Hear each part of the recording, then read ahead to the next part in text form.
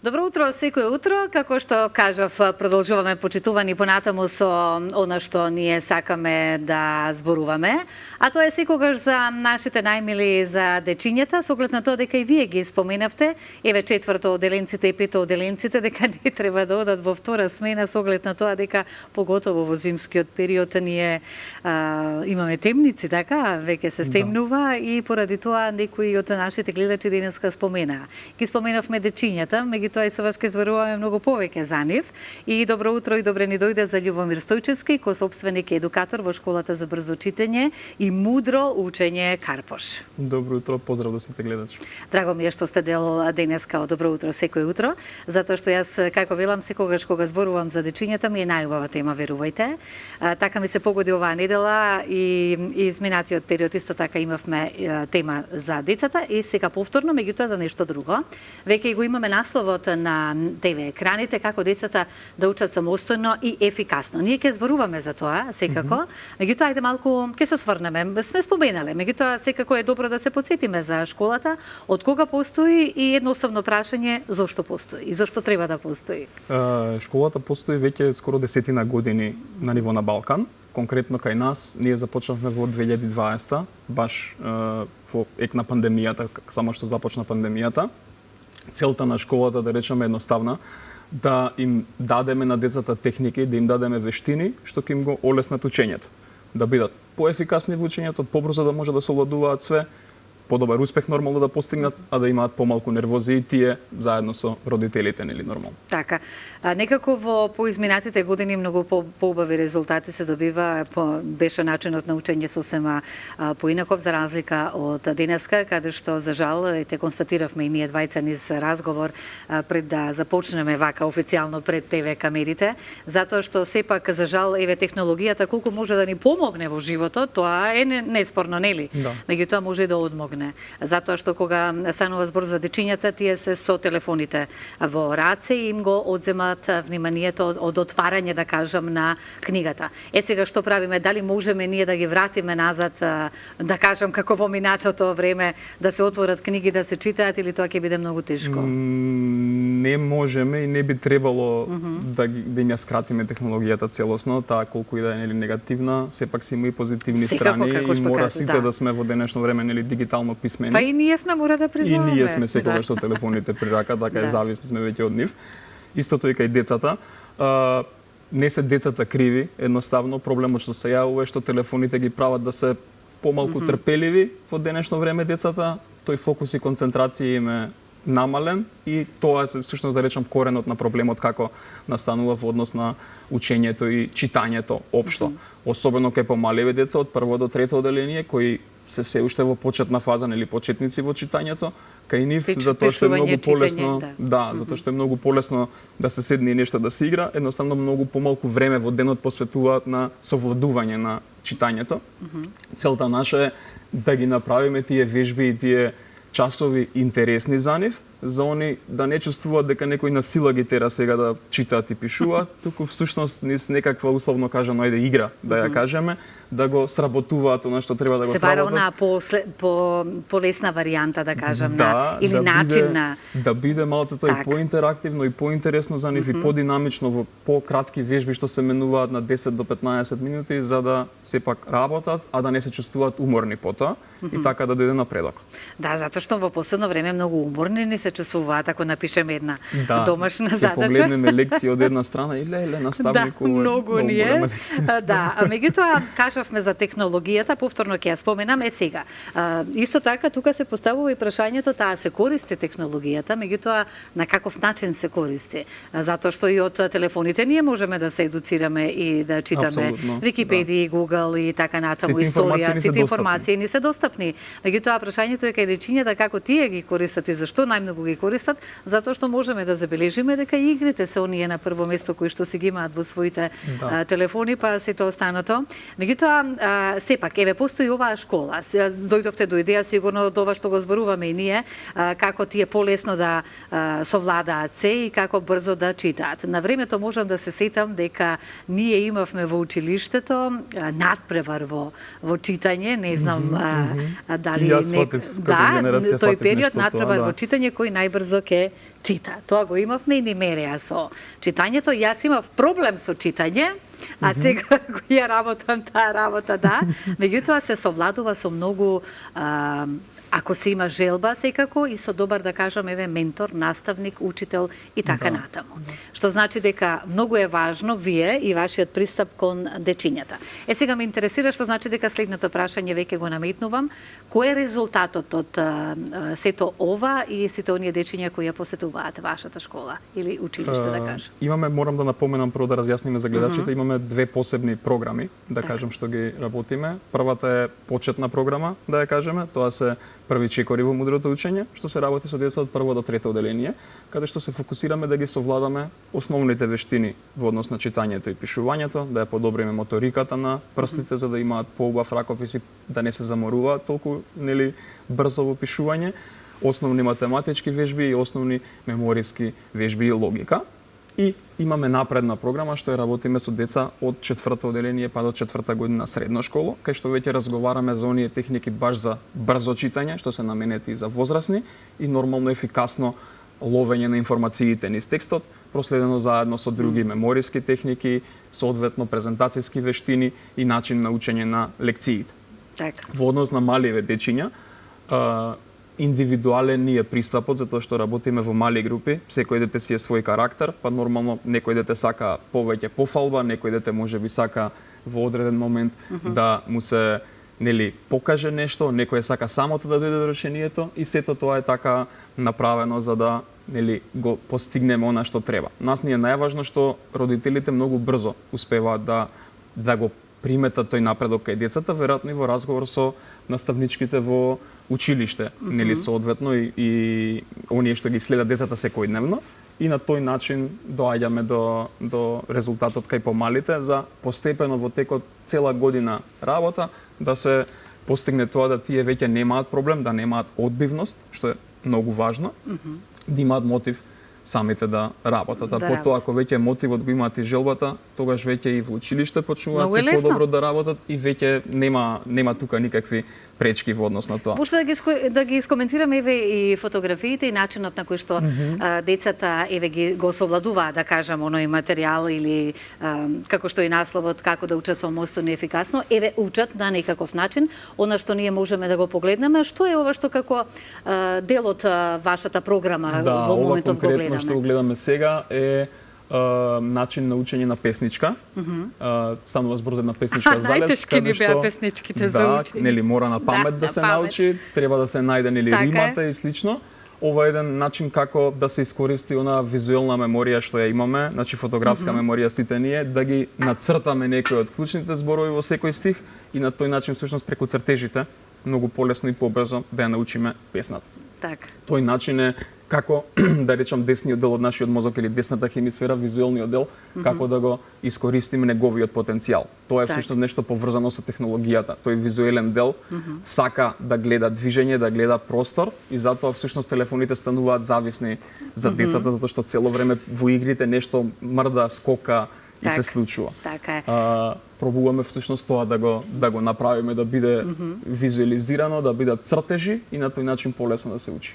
Одлична идеја, морам да признам. Ајде малку повеќе за тоа колку пати неделно се работи со дечињата, како ви е тој начин на функционирање, да кажам, на школата за брзо читање и мудро учење Карпош.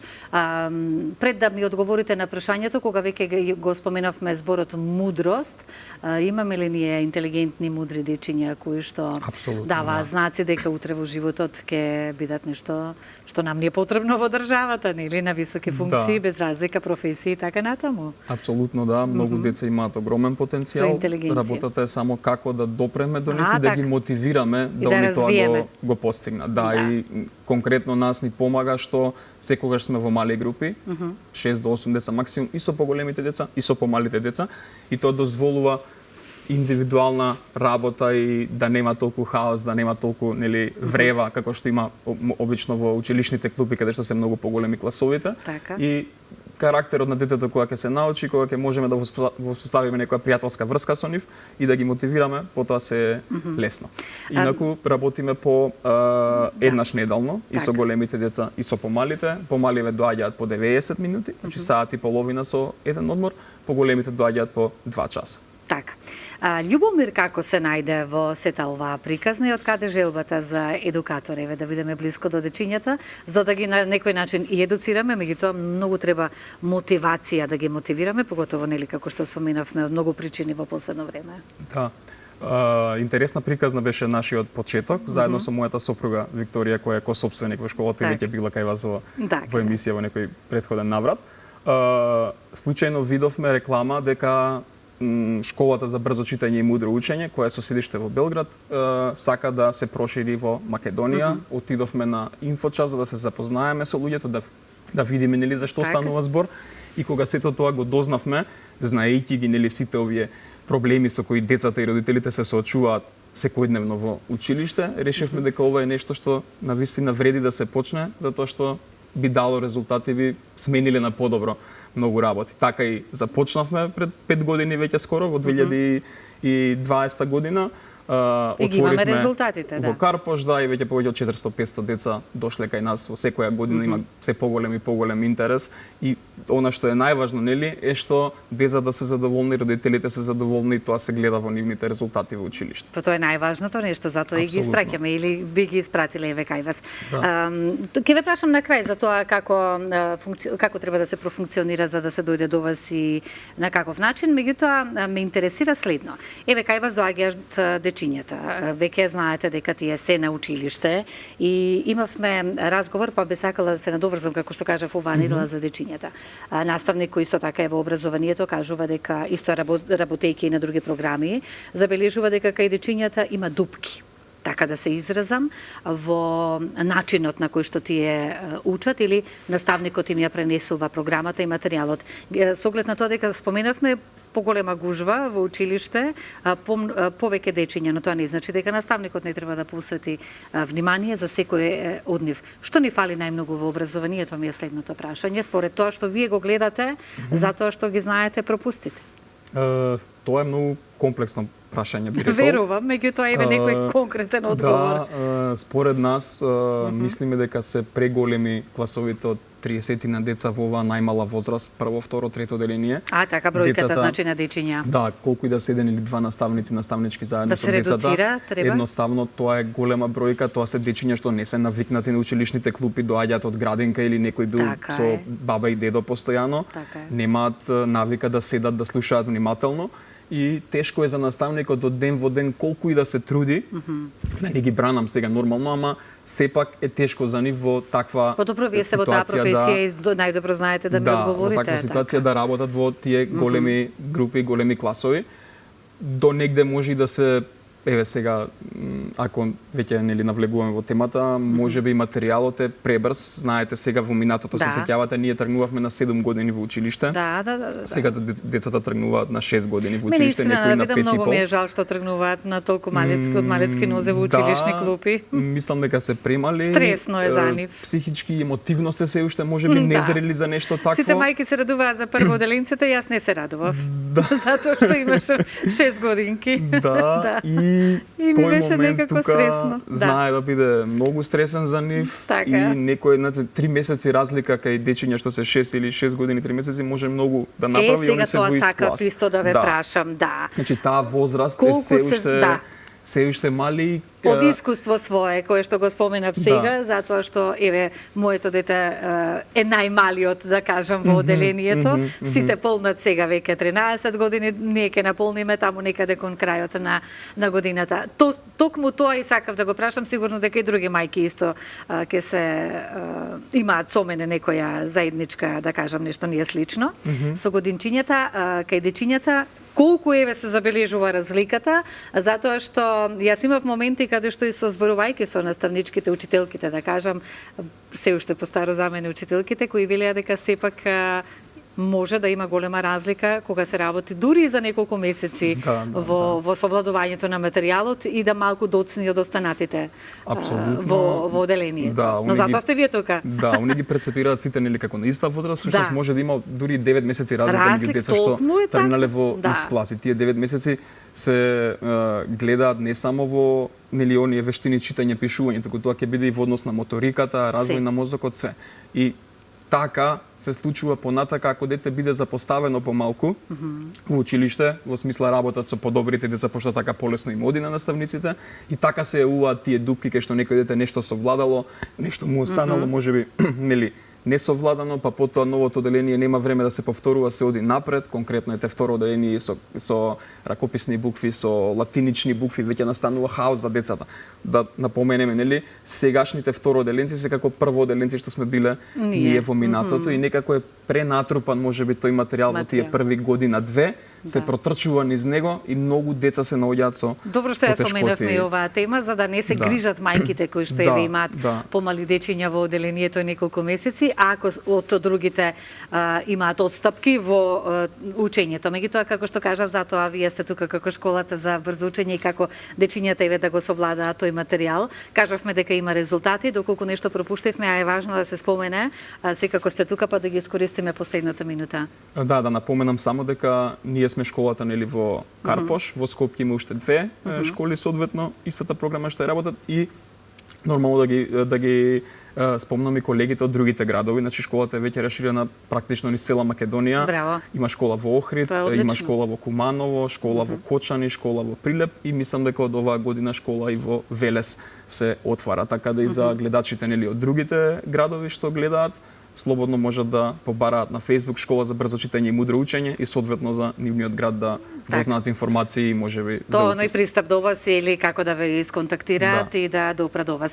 Убаво, навистина од ваша страна што и вие сте создале такво нешто во тука кај нас, затоа што ни е многу потребно, затоа што дечињата да ги отргнеме ако ништо друго од оние мисли кои можеби и тие без разлика што се во помала годишна возраст можеби тагуваат затоа што не се во истранг со останатите дечиња и на ваков начин можеме да ги подгурнеме и да им подпомогнеме, па тука некаде да дојдат на исто ниво. Апсолутно, така да ја подкренеме само до вербата. Секој дете сака добро да се снаоѓа, некој можеби го покажува тоа, некој потајно се нервира и вика не сакам да учам, а всушност сака да бидат најдобри, така да треба да им го возможиме тоа. Ако не е по учењето, Господ како што нели се вели народната, ќе даде некој друг талент и за нешто друго, не можеме сите да бидеме еднакви во се. Многу благодарам што одвоивте време да ни бидете дел од нашата утринска програма, па се гледаме повторно со некои други програми кои што ќе ги најавуваме, а вие секогаш имате мощни интересни програми, затоа ќе ни бидете дел повторно од утринската програма.